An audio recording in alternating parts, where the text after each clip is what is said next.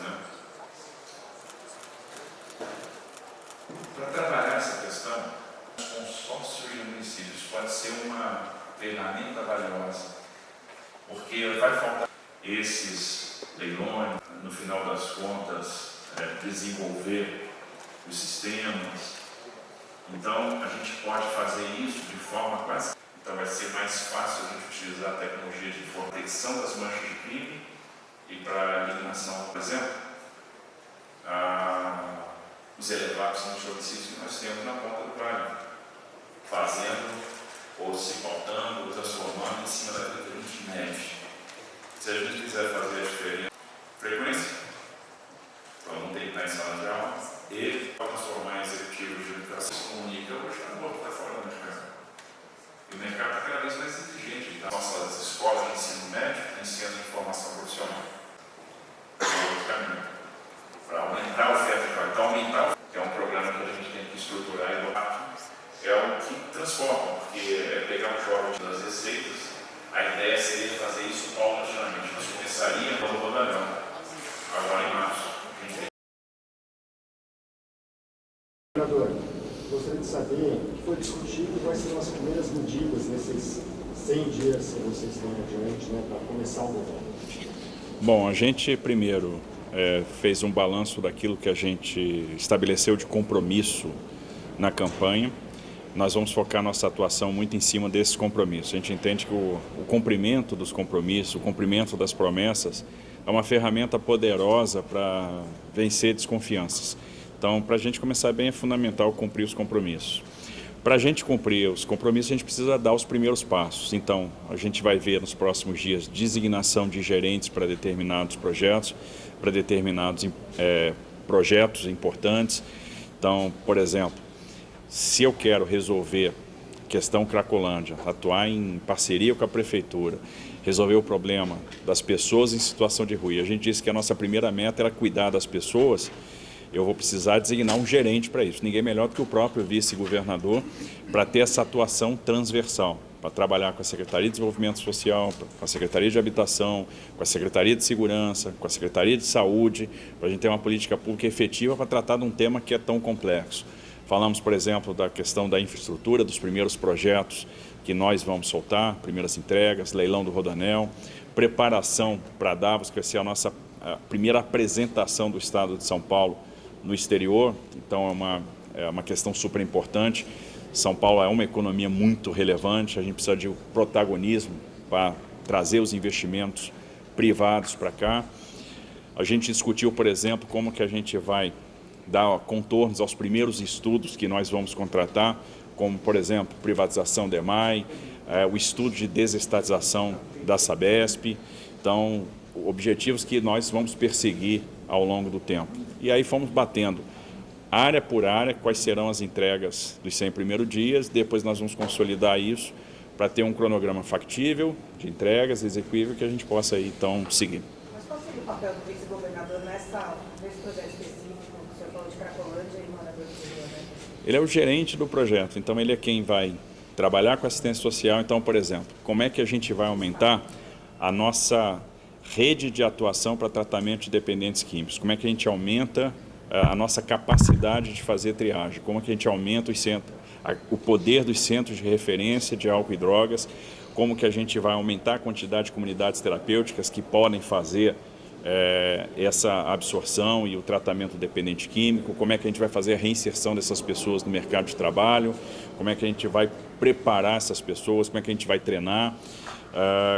Que tipo de política habitacional nós vamos ter, em que passos, por exemplo, vamos trabalhar com um aluguel social primeiramente, ou uma vila de passagem, para depois partir para a provisão em definitivo da moradia, quando a pessoa já estiver estruturada para caminhar com as próprias pernas. Como é que a gente vai integrar com a segurança pública em termos de monitoramento para impedir o livre fluxo de droga. Então, observe que são políticas que estão casadas e que precisam de um relacionamento também com a Prefeitura. A gente está conversando muito com a Prefeitura nesse sentido. Estaremos aí muito alinhados para dar efetividade, para, por exemplo, conseguir prover habitação, fazer o tratamento dependente químico, tirar as pessoas da rua, dentro de uma lógica de construção de relação de confiança. Você não vai tratar ninguém, não vai tirar ninguém da rua se você não conseguir construir essa relação de confiança. E aí você precisa, nessa atuação transversal, de um grande gerente para dar a prioridade, ninguém melhor do que o próprio vice-governador tocando. Então, que tipo de ato que a gente vai colocar, um decreto designando essas atribuições, para que todo mundo tenha a noção de quem está gerenciando esse projeto. E para cada projeto importante, nós vamos ter um gerente. Governador, esse decreto sai quando? Nos próximos dias.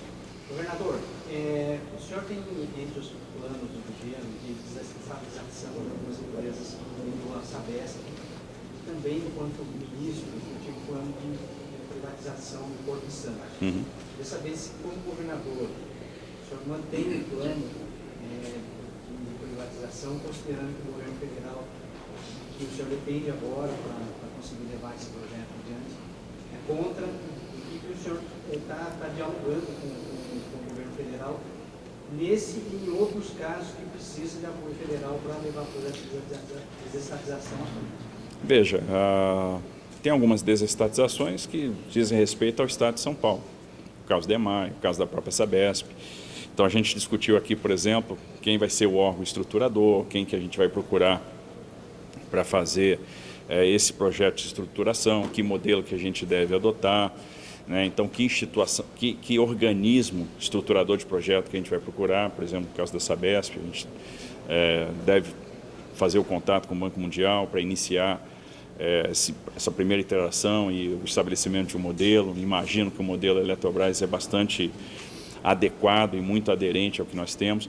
Obviamente, o passo seguinte, fazer ou não a desestatização, significa daquilo que vai depender do que o modelo vai nos indicar.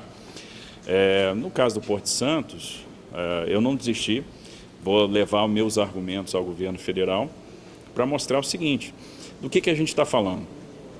Primeiro, não é uma privatização na acepção da palavra, é um modelo muito semelhante ao que aconteceu no setor de distribuição de energia, no setor elétrico.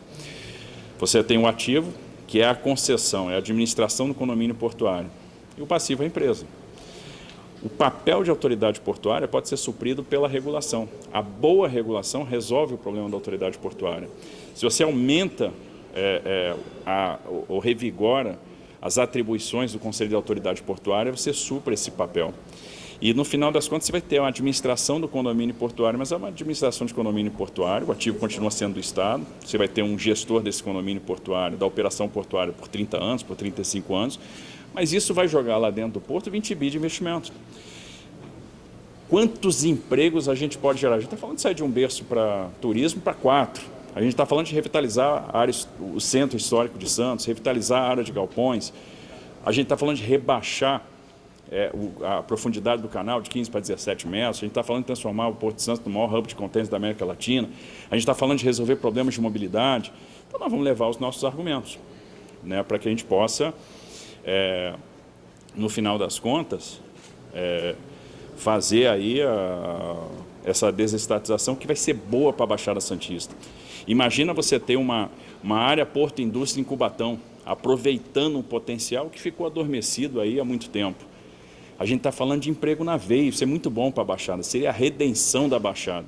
Não teve nada tão importante ou tão grandioso nos últimos anos. Agora, a gente tem que ter plano B. Por exemplo, a gente vai estruturar o projeto de concessão do túnel da ligação seca Santos-Guarujá. A gente não conseguiu viabilizar o funding via desestatização de Santos. Vamos viabilizar via Tesouro. E um grande nome para o túnel Santos-Guarujá poderia ser túnel Rei Pelé. Governador, o senhor já conversou com o prefeito Ricardo Nunes sobre a desestatização da Sabesp? Ele parece ser contra. Olha, vamos conversar. É outra questão, por exemplo, como a gente pode acelerar a despoluição do Rio Tietê e Pinheiros com a desestatização da Sabesp? Quanto você consegue de investimento? Que nível de recurso você pode segurar no próprio saneamento básico em municípios que hoje dependem de sistemas isolados? Ou seja, capturar o recurso dentro do próprio saneamento básico. Quanto que você pode aportar de recurso ou dividir a receita da desestatização com os municípios que são atendidos, né? Inclusive levando em consideração o vigor dos contratos de concessão. Como que a gente pode fazer mais investimento baixando tarifa? Porque, vamos lá, o grande ativo da Sabesp são os contratos de concessão. Se você prorroga esses contratos de concessão dentro da operação de capitalização, você gera um upside. Esse upside pode ser todo convertido na redução de tarifa. Então, como você vai ser contra algo que vai gerar muito emprego, que vai acelerar a meta de universalização da prestação de serviço, vai acelerar a quantidade de ligações, vai gerar muito emprego e vai baixar a tarifa? Então, essas coisas que a gente tem que botar na mesa de uma forma muito técnica. Você, poxa, isso vale muito a pena, vamos dar esse passo. Não vale a pena, abandona. Governador, durante a transição, o Alessio que aprovou o aumento de salário para os senhores secretários, mas o governador da Garcia não sancionou isso. O senhor vai sancionar? Vou sancionar. Da herança, a redução do imposto sobre a herança. Vou vetar. Vai vetar? Vou. Obrigada, pessoal. Governador, a última pergunta, por favor. Quantos gerentes vão ser, governador? Desculpa. Um para cada projeto. Vamos para cá. Obrigada, pessoal.